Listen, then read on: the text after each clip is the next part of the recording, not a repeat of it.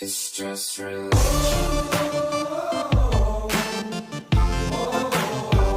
It's just religion.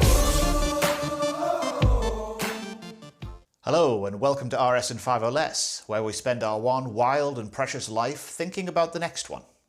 What happens after we die? We'll see family who we've lost. I don't believe there's anything. When you're dead, you're dead. All people go to heaven, of course. What is he talking about that for? I just want to live my life. It's pretty morbid to be thinking about death all the time, yeah?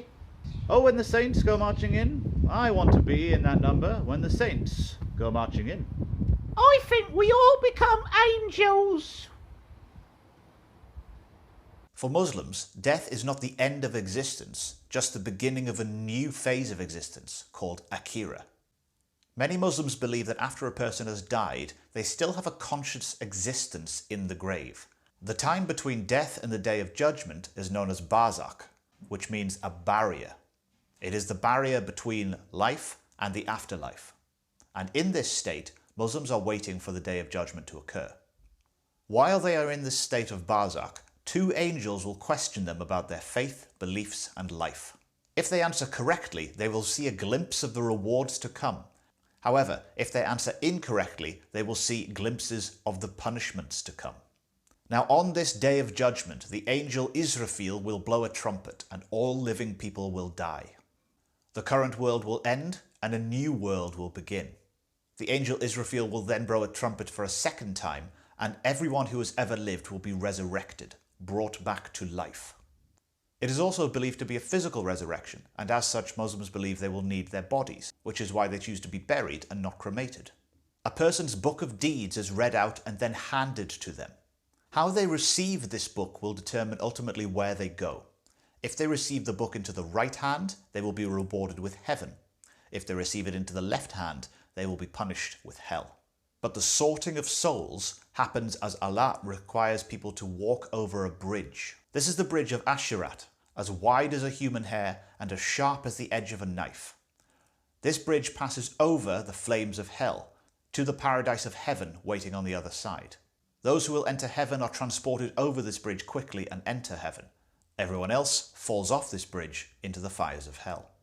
The Muslim word for heaven is Jannah, and it is described as a paradise, a garden of bliss. This is a place of everlasting happiness, where all a person's desires are fulfilled, and they never wish to leave. The 56th chapter of the Qur'an reads, "On couches of well-woven cloth they will sit facing each other.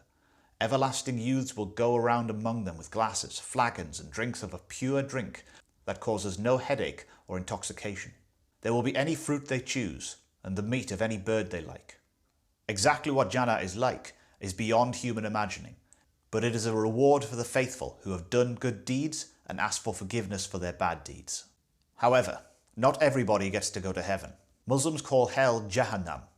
This is a place of fire, 70 times hotter than any fire on earth. It is a place of great torment and pain. People who try to climb out are unable to and are pushed back in.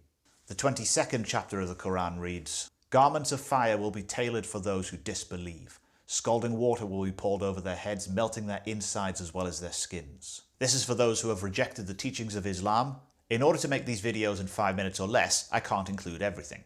For an extension, further research the details of the Day of Judgment, Jannah and Jahannam. Beliefs about life after death will have a strong impact on believers. First of all, it will help them to avoid sin. If they wish to avoid the flames of hell and enjoy the paradise of heaven, believers will seek to do good and avoid bad. Equally, it speaks to a sense of justice. People who do wrong in this life so often seem to get away with it. Believing in tangible punishment after death will see all the wrongs righted, and it really pushes the belief in human responsibility. Some questions to consider. Is it best to interpret images and descriptions of the Day of Judgment and heaven and hell literally or metaphorically? Should belief in life after death cause believers to fear or to have hope? Is it necessary to believe in some sort of life after death to truly live a good life? And how much time should these beliefs occupy in the minds and lives of believers today?